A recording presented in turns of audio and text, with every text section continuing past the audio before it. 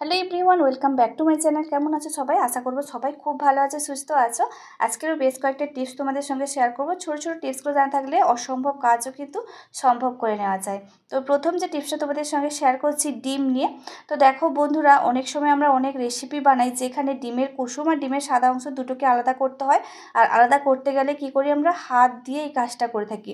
কিন্তু হাত দিয়ে করলে হাতের মধ্যেও লেগে যায় বা ডিমের সাদা অংশ কুসুমের সঙ্গেও চলে যায়। তো সেই জন্য নিয়ে নেবে একটা বোতল দিয়ে কিন্তু কাজটা অনেক সহজেই হয়ে যাবে। তো আমি একটা জলের বোতল নিয়েছি, আর বোতলটাকে দেখো একটু চেপে দিয়ে ডিমের কুসুমের সোজা রাখলেই কুসুমটা খুব সুন্দরভাবে বোতলের মধ্যে চলে আসবে। এবার যে পাত্রে কুসুমটা আমরা রাখতে চাইবো সেই পাত্রের সোজা বোতলটা রেখে একটু চেপে দিলেই ভেতর থেকে কুসুমটা বেরিয়ে আসবে। তো এই পদ্ধতিতে তোমরা একটা বোতলের সাহায্যে খুব সহজেই তোমরা ডিমের থেকে ডিমের কুসুমটা আলাদা করতে পারো। দুটো ডিমের সাদা অংশ আর সেই সঙ্গে ডিমের কুসুম দুটোকে খুব সহজেই একটা বোতলের সাহায্যে আলাদা করে নিতে পারো। হাতেও লাগলো না, সেই সঙ্গে কাজটা অনেক সহজেই হয়ে গেল। তো দেখো, দুটো কুসুম আমি আলাদা করে নিয়েছি, সাদা অংশ কিন্তু একটু ওপাশে যায়নি। যে টিপসটা তোমাদের সঙ্গে শেয়ার করবো, এই ধরনের ওষুধের যে সিরাপের বোতলগুলো আছে, এই বোতল দিয়ে এই দেখো বোতলের গায়ে কিন্তু একটা ডেট লেখা থাকে। বিভিন্ন ধরনের সিরাপ আমরা কিনে নিয়ে এসে বাড়িতে রেখে দিই। বিশেষ করে বাচ্চাদের জ্বরের কিংবা কাশির এই ধরনের সিরাপগুলো তো বাড়িতে থাকে। কিন্তু ডেট যেটা লেখা থাকে, ডেটটা কিন্তু ব্যবহার করতে করতে এর গায়ে যে ডেটটা লেখা আছে সেই ডেটটা অনেক সময় একদম আবছা হয়ে যায়, কিছুতেই আমরা বুঝতে পারি না। তখন কি হয়, ওষুধটা আমরা খেতেই পারি না, ওষুধটা ফেলে দিই, নষ্ট হয়ে যায়। দেখা গেল হয়তো আরও বেশ কিছুদিন এই সিরাপটা ব্যবহার করা যেত, কিন্তু ডেটটা আবছা হয়ে যাওয়ার কারণে এটা হয়তো আমরা আর খেতেই পারবো না, ফেলে দিতেই হবে। কারণ ডেট না দেখে কোনোদিন ওষুধ খাওয়াটা ঠিক নয়। তো তার জন্য তোমরা এই ধরনের যে সাদা শ্যালো টেপগুলো আছে না, সেই শ্যালো টেপগুলো ব্যবহার করতে পারো। তাহলে এই ডেটটা কখনোই আর মুছে যাবে না, ডেটটা স্পষ্ট তোমরা বুঝতে পারবে। পরে যে আইডিয়াটা তোমাদের সঙ্গে শেয়ার করছি, এই ধরনের পেটিকোটগুলো তো আমরা ব্যবহার করে থাকি। পেটিকোটে একটা লেস পরানো থাকে। অনেক সময় কি হয়, লেসটা টানা হয়ে ভেতরে চলে যায়, আর ভেতরে চলে গেলেই আমরা কি করি, পুরো লেসটাকে খুলে ফেলে আবার আমরা নতুন করে পরাই। নতুন করে পরাতে গেলে দেখো বন্ধুরা, অনেকটা সময়ও আমাদের লেগে যায়। তো তার জন্য ছোট্ট একটা টিপস তোমাদের সঙ্গে শেয়ার করছি। টিপসটার সাহায্যে পুরো লেসটাকে খুলে ফেলতে হবে না, খুব সহজেই তোমরা আবার লেসটাকে পরিয়ে নিতে পারবে। যে প্রান্তে লেসটা ঢুকে গেছে সেই পাশ থেকে খুব সহজে বের করে নিতে পারবে।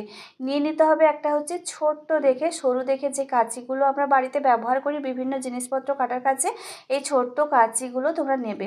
কাঁচিটার সাহায্যে দেখো ভেতরের লেসটা খুব সহজে এরকম ধরে, কাঁচির যে আগাটা আছে তো আগাটা দিয়ে খুব সহজে টেনে দিলেই ভেতরের লেসটা বাইরে বেরিয়ে আসবে। পুরোটা খোলারও কিন্তু কোনো প্রয়োজন নেই, পুরোটা খুলে ফেললেই আবার আমাদেরকে নতুন করে পরাতে হয়, নতুন করে পরাতে গেলে অনেকটা সময় লেগে যায়।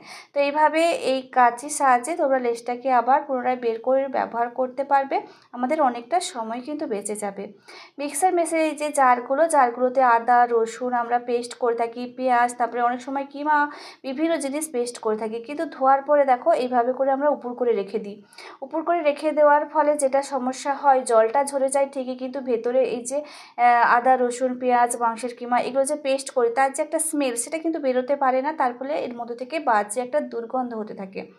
তো তার জন্য তোমরা কি করবে, এই মিক্সার মেশিন জারগুলো তোমরা ধুয়ে পরিষ্কার করে নেওয়ার পরে ক্লিপ তোমরা আটকে দেবে উপরে। ক্লিপ আটকে দেওয়ার পরে এইভাবে করে যদি উপর করে দাও, জলটাও ঝরে যাবে, সেই সঙ্গে ভেতরের স্মেলটাও বেরিয়ে যাবে, আর কোনোভাবে দুর্গন্ধ হবে না।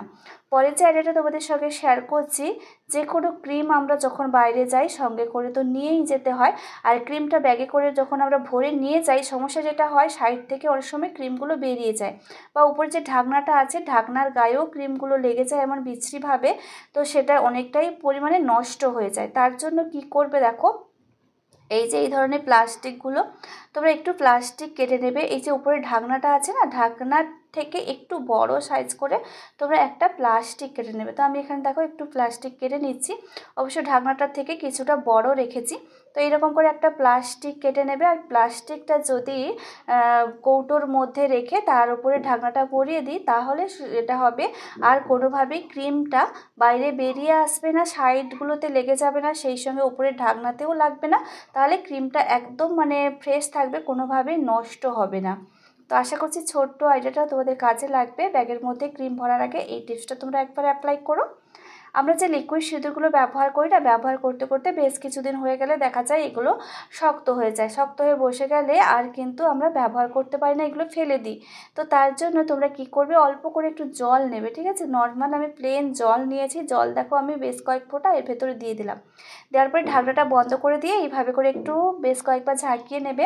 আর ঝাঁকিয়ে নিলেই যেটা হবে, এর যেটা শক্ত হয়ে বসে গেছিলো লিকুইড সিঁদুরটা আবার তরল হয়ে যাবে। আর তরল হয়ে যাওয়ার কারণে আমরা আবার ব্যবহার করতে পারবো। অযথা এই সিঁদুরগুলোকে না ফেলে দিয়ে একটু যদি শক্ত হয়ে যায়, অল্প করে একটু বেশ কয়েক ফোঁটা জল নিয়ে বেশ কয়েকবার ঝাঁকিয়ে নেবে, তাহলে দেখবে এটা আবার তোমরা পুনরায় ব্যবহার করতে পারবে।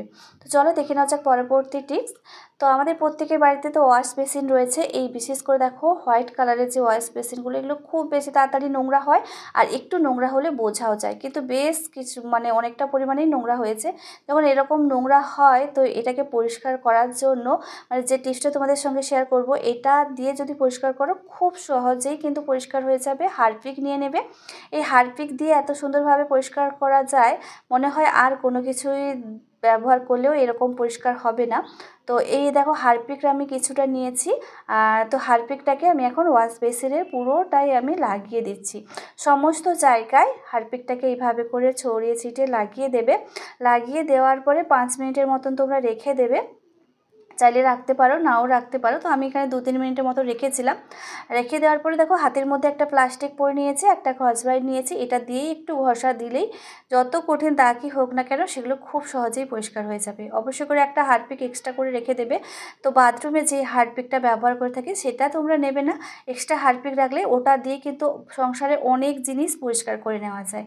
তো হারপিক দিয়ে যত সহজেই পরিষ্কার হয়ে যায়, আমার মনে হয় আর কোনো কিছু ব্যবহার করলে এত তাড়াতাড়ি, এত ভালো, এত সুন্দরভাবে পরিষ্কার করাটা আর কোনো কিছু দিয়েই সম্ভব নয়।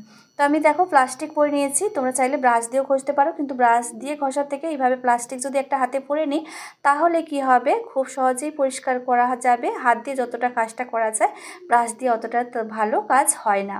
আর এই ওয়াশ বেসিনগুলো যেহেতু আমাদের হাত দিয়ে পরিষ্কার করতে গেলে একটু ঘেন্না লাগে, সেই জন্য তোমরা একটু প্লাস্টিক পরে নেবে। প্লাস্টিকটাকে হাতে জড়িয়ে নেওয়ার পরে একটা স্কচব্রাইট দিয়ে আমি ঘষে দিচ্ছি। কত সুন্দরভাবে পরিষ্কার হয়ে যাচ্ছে দেখে নিশ্চয়ই বুঝতে পেরেছো। সেই সঙ্গে ওপরের যে কলটা রয়েছে, কলটাকেও আমি ঘষে দিচ্ছি।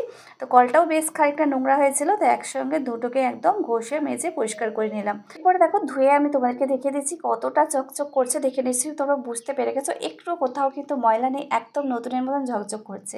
তো তোমরা এইভাবে করে তোমরা হারপিকের সাহায্যে তোমরা খুব সহজেই ওয়াশ বেসিনগুলো পরিষ্কার করতে পারো। পরের যে আইডিয়াটা তোমাদের সঙ্গে শেয়ার করব, আয়রন করার সময় এই যে দেখো যখন আমরা এই শার্টগুলো আয়রন করে থাকি, সমস্যা যেটা হয়, পুরোটা তো ঠিকঠাকভাবে আয়রন করা হয়ে যায়, কিন্তু মিডিল পয়েন্টে যে বোতামগুলো আছে না, বোতামগুলো বারবার এই আয়রনে আঘাত লাগে। আর আয়রনের মধ্যে যখন বোতামগুলো আঘাত লাগে, এই বোতামগুলো অনেকটাই লুজ হয়ে যায়, লুজ হয়ে বোতামগুলো খুলে পড়ে যায়।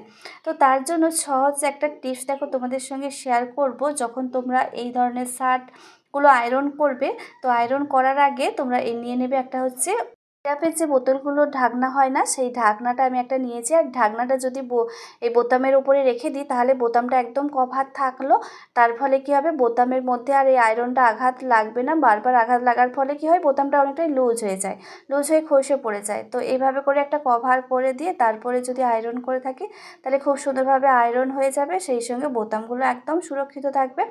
সিরাপের ঢাকনার বদলে তোমরা একটা চামচও কিন্তু ব্যবহার করতে পারো। ছোট্ট চামচগুলো কিন্তু বোতামগুলোর ওপরে কভার করে দিয়ে সাইডগুলোতে যদি এইভাবে করে আয়রন করে থাকে, তাহলে বোতামের গায়ে কোনোভাবে আর আঘাত লাগবে না, আর বোতামগুলো একদম ভালো সুরক্ষিত থাকবে। তো টিপসটা কেমন লাগলো তোমরা অবশ্যই কমেন্ট করে জানিও। আর একটা টিপস তোমাদের সঙ্গে শেয়ার করব, অনেক সময় কি হয়, বাড়িতে ইলেকট্রিক থাকে না, বাচ্চারা হয়তো স্কুল যাবে, হাজব্যান্ড অফিস যাবে, আর তখন বাচ্চাদের স্কুলের ড্রেস হোক কিংবা হচ্ছে হাজব্যান্ডের অফিসের ড্রেস যেটাই হোক না কেন, আয়রন ছাড়া তো পরাই যাবে না। তো সেই কারণে তোমরা যখন ইলেকট্রিক যদি না থাকে, তোমরা এই টিপসটা অ্যাপ্লাই করতে পারো। প্রেসার কুকারের মধ্যে কিছুটা জল আমি গরম করে নিয়েছি, আর এই গরম প্রেসার কুকারটাই এখন দিয়ে খুব সহজেই আয়রন তোমরা করে নিতে পারবে। যে কোনো জিনিস, এটা স্কুলের ড্রেস হোক কিংবা হাজব্যান্ডের অফিসের জামাই হোক না কেন। আর তোমরা ইমার্জেন্সি টাইমে অবশ্যই এই টিপসটা অ্যাপ্লাই করো। আর ইমার্জেন্সি টাইম না হলে কোনোভাবে এরকম করে আয়রন করার কোনো প্রয়োজন নেই। যখন খুব বিপদে পড়বে, ইলেকট্রিক যদি না থাকে আর খুব যদি প্রয়োজন হয় যে আয়রন করতেই হবে, তখন তোমরা এই টিপসটা অ্যাপ্লাই করো। আশা করছি আজকের প্রত্যেকটা টিপস তোমাদের ভালো লেগেছে। কোন টিপসটা সবথেকে বেশি ভালো লেগেছে অবশ্যই কমেন্ট করে জানিও। তোমরা ভালো থেকো, সুস্থ থেকো, দেখা হচ্ছে পরবর্তী ভিডিওতে।